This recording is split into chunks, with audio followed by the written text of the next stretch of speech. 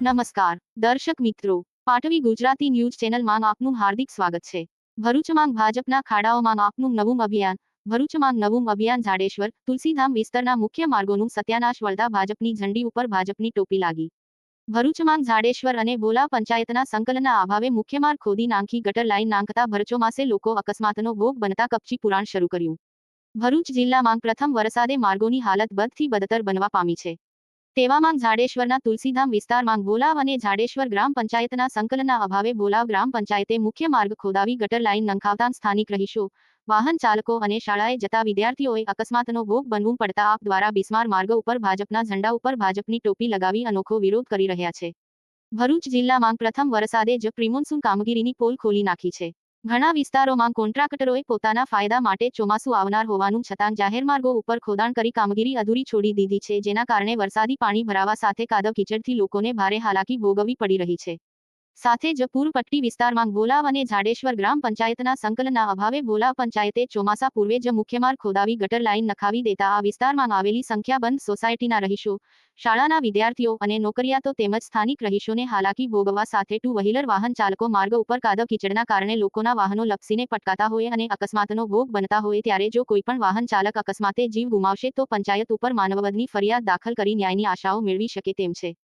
સમગ્ર માર્ગનું સત્યાનાશ વાળી દેતા આમ આદમી પાર્ટીના જિલ્લા પ્રમુખની આગેવાનીમાં મુખ્ય માર્ગ ઉપર પંચાયતની લાપરવાહી સામે રોષ ઠાલવી ગટર લાઈનમાં ભરાયેલા પાણીમાં ભાજપની ઝંડી સાથે ટોપી લગાવી અનોખો વિરોધ દર્શાવતા ભાજપમાં પણ ખળભળાટ ઊભો થયો છે। ભરૂચ જિલ્લાના 9 તાલુકાના મુખ્ય માર્ગોનું ધોવાણ થતા અનોખા વિરોધ ભરૂચ જિલ્લામાં લોકસભાની ચૂંટણીમાં મતદારોએ પોતાનો મિજાજ બતાવ્યો છે, છતાં ભરૂચમાં ભાજપની નિષ્ક્રિયતા આગામી દિવસોમાં નુકસાન કરે તેમ છે। ત્યારે ચોમાસાના પ્રથમ વરસાદે જ ફરી એકવાર કોન્ટ્રાક્ટરોની ભ્રષ્ટાચારોની પોલો ખુલ્લી મૂકી દીધી છે, જેના પગલે ભરૂચ જિલ્લાના 9 તાલુકામાં બિસ્માર બની ગયેલા માર્ગો, ગટરો ઉપર ભાજપના ઝંડા લગાવી સોશિયલ મીડિયા ઉપર ફોટા અને વિડીયો વાયરલ કરી અનોખો વિરોધ કરી રહ્યા છે। 6 ટર્મના સાંસદે પોતાના કામો કરાવવા માટે પણ સોશિયલ મીડિયા ઉપર પોસ્ટ મૂકવી પડે છે।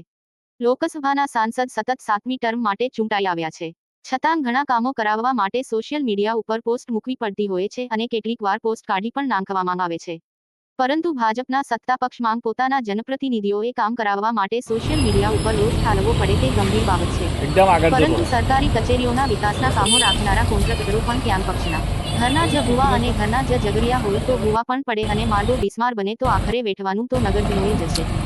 ભરૂચ રિપોર્ટર માંગ મોહસિન તારા। જે લોકોને ભાજપના વખાણ કરવાની જે આદત પડી ગઈ છે, જે ખરેખર ભાજપની વાહવાઈ કરે છે, આ એ લોકોને ખાડા મુબારક। કારણ કે ભાજપ હર હંમેશ જેટલા પણ નેતાઓ છે, સરપંચો છે, હવે આ તાલુકા આવા જિલ્લામાં હમણાં પંચાયતોના હમણાં જે ઇલેક્શનો આવી રહ્યા છે એટલે હવે આ લોકો કામ ચાલુ કરશે। વર્ષોથી જ્યારે આ કામો પાસ થઈ ગયા છે ત્યારે તુલસીધામની જનતા, ભરૂચની જનતા આવી કઈ કેટલી તકલીફોનો સામનો કરી રહી છે, ત્યારે આ જનતાએ પણ સમજવાની જરૂર છે। તમે જુઓ સામા ચોમાસે કોઈ પણ સેફટીના કોઈ પણ સાધન લગાવ્યા વગર, કોઈ પણ અહીંયા રીબીનો સાઈડ ઉપર કંઈ પણ સેફટી પર્પઝ કોઈ પણ ટેન્ટ લગાવ્યા વગર, કશું જ કર્યા વગર આ લોકો સીધું કામ કરી રહ્યા છે। કેટલાક સમયથી આ ખોદેલી હાલતમાં હતું, હવે આ લોકો જ્યારે વરસાદ પડી ગયો છે, પાણી ભરાવાના ચાલુ થઈ ગયા છે, લોકોને ખબર પડવા માંડી છે કે આગળ હવે ઇલેક્શન આવી રહ્યું છે, 5-6 મહિના પછી ઇલેક્શન છે પંચાયતોના, એટલે હવે આ લોકોએ કામ ચાલુ કરાવી દીધા। હું બોલાવ ગ્રામ પંચાયત અને જાડેશ્વર ગ્રામ પંચાયત જો આ બંનેની સહમતિ હોત તો આ JNFCની જે દિવાલ છે એને અડી અને આ પાઇપ નખાઈ શકત અને આ નખાવી અને જનતાને તકલીફનો સામનો ના વેઠવો પડે। આ ચોમાસે પણ આવું છે, લખવું હોય તો લખી રાખજો, આવનારા 2025નું જે ચોમાસું આવશે એમાં પણ આની આ જ હાલત રહેવાની છે। કારણ કે વર્ષોથી આપણે જોતા એવા છે, આ લોકો ફક્ત અને ફક્ત થૂક લગાવ્યા સિવાય કોઈ કામ નથી કરતા। તુલસીધામનો આખો મેઇન રોડ તમે જોઈ લો, TDOને વારંવાર રજૂઆત કરી, તેમ છતાં TDOએ આને ધ્યાન પણ નથી લીધું। TDOને કેટલીક વખત મેં ટેલિફોનિક રજૂઆત કરી, હું તુલસીધામમાંથી દરરોજ અવરજવર કરું છું, તેમ છતાં આ લોકોએ ધ્યાન નથી લીધું। ત્યારે જઈ અને આમ આદમી પાર્ટી આજે અવાજ ઉઠાવવાની જરૂર પડી છે અને આજે આમ જનતા માટે અમે લોકો અવાજ ઉઠાવી રહ્યા છીએ।